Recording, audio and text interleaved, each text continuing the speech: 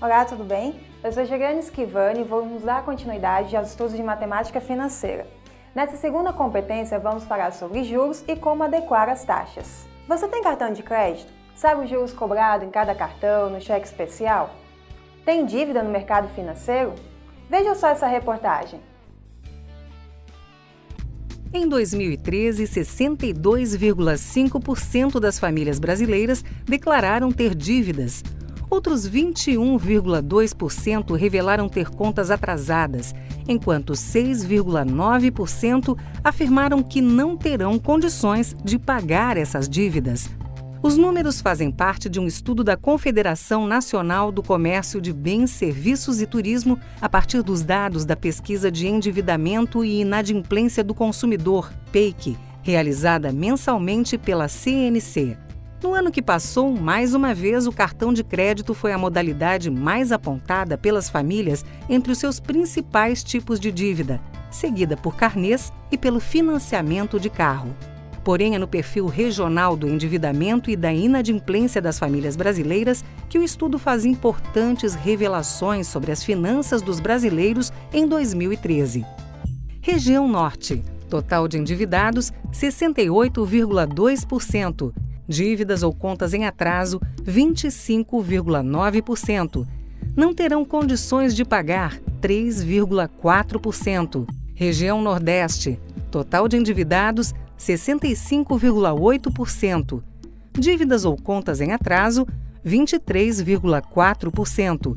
Não terão condições de pagar, 7,4%. Região Sudeste. Total de endividados, 56,3%. Dívidas ou contas em atraso, 18,8%. Não terão condições de pagar, 7,2%. Região Centro-Oeste. Total de endividados, 67,8%. Dívidas ou contas em atraso, 18,9%. Não terão condições de pagar, 5,5%. Região Sul. Total de endividados, 76%. Dívidas ou contas em atraso, 21,9%. Não terão condições de pagar, 8,8%. E aí? Se reconheceu em alguma das situações apresentadas no vídeo? Saber identificar os tipos de juros e como calculá-los é fundamental para administrar bem as suas contas.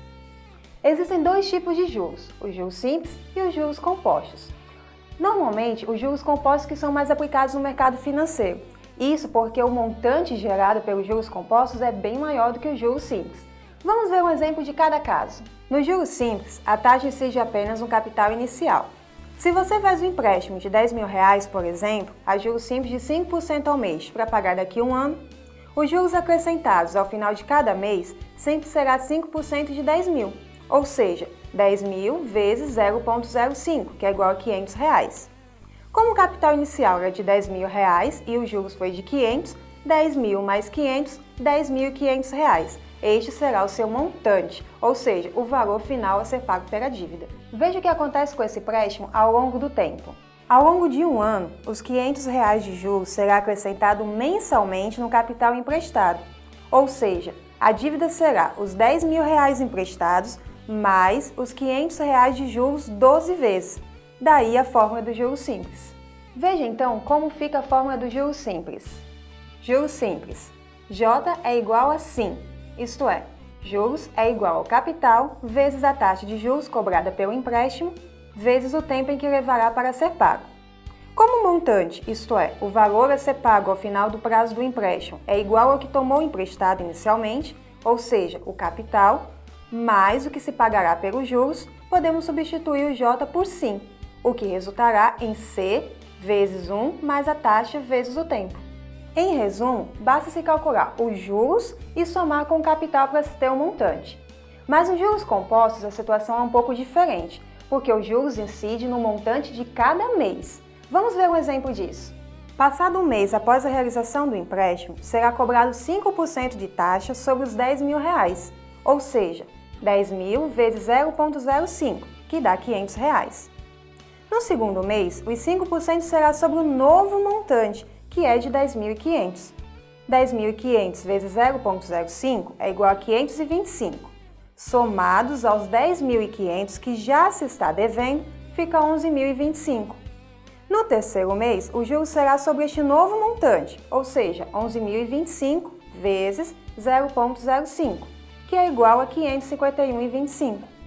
Somados aos 11.025, a dívida aumenta para R$ 11.576,25. E assim seguirá o processo até o 12º mês. Viu só a diferença?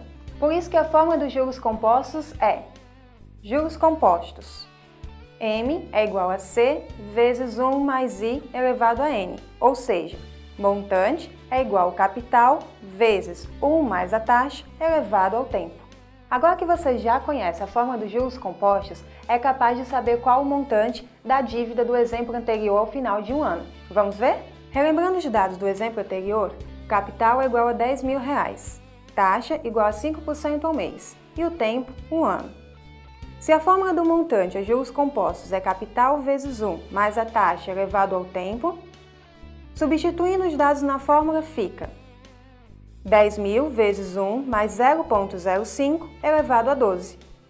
Isso resultará em R$ 17.958. Você deve ter observado que nos dois exemplos usamos o mesmo capital, o mesmo tempo e a mesma taxa. Porém, no primeiro exemplo falamos sobre juros simples e no segundo exemplo sobre juros compostos. Os juros compostos resultou num montante bem maior do que os juros simples. Mas e se a taxa fosse menor nos juros compostos? Se fosse 4%, como ficaria o nosso montante? Será que ainda assim ficaria maior do que nos juros simples? Vamos ver o que acontece? Você já sabe que o montante é igual ao capital vezes 1 mais a taxa elevado ao tempo. Substituindo na fórmula, montante é igual a 10.000 vezes 1 mais 0,04, já que a taxa agora é de 4%, elevado a 12 meses.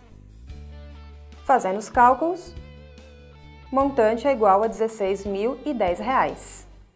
Viu só? Mesmo baixando a taxa de 5% para 4% nos juros compostos, o montante ainda assim ficou maior do que nos juros simples. Para que você economize tempo nos seus cálculos financeiros, existe uma ferramenta bastante útil chamada calculadora financeira. Você pode acessá-la na internet através do link abaixo. Ela é bem útil porque, diferente das calculadoras comuns, ela calcula direto, sem precisar fazer qualquer outra operação, o montante, a taxa, o tempo, entre outros recursos. Vamos ver? O N calcula o tempo. O PV é o valor presente ou o capital. O I, a taxa.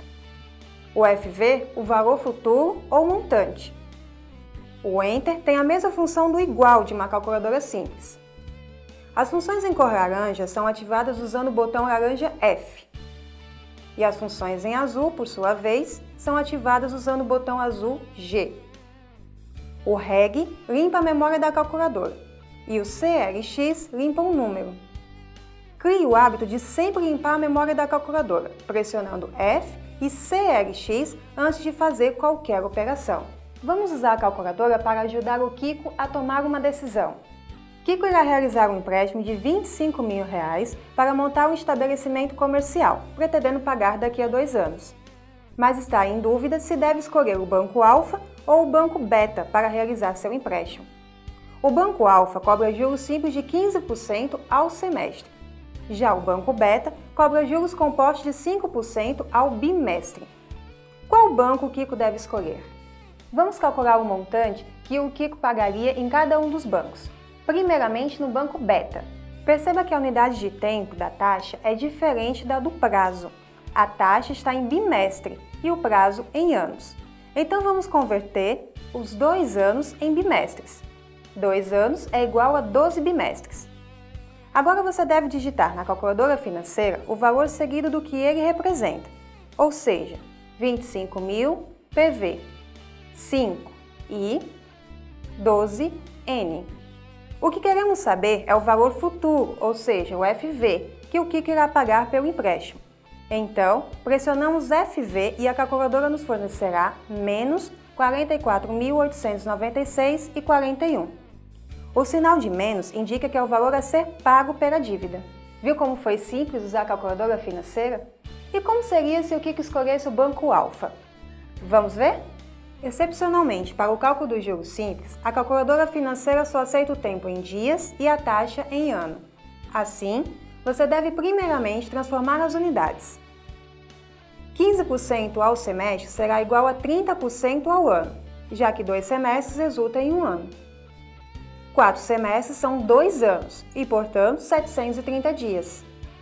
Logo, na calculadora devemos digitar 730N, 30I, 25.000 PV. Para resultar no valor dos juros, devemos ativar a função int, pressionando o botão F e o botão I. Assim, os juros que o Kiko irá pagar se escolher o banco de maior taxa será de R$ 15.208, que somado com R$ 25.000 inicial, resulta no montante de R$ 40.208, bem menos do que o banco beta, de taxa menor. Você deve ter observado que mesmo que o banco alfa tenha uma taxa 10% a mais do que o banco beta, ainda assim os juros a pagar foi R$ 4.688 a menos do que no segundo banco.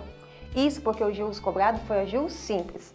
Infelizmente, juros simples não é muito praticado no mercado financeiro, mas agora você já sabe a diferença entre os juros simples e os juros compostos. Espero que tenha gostado. Até a próxima!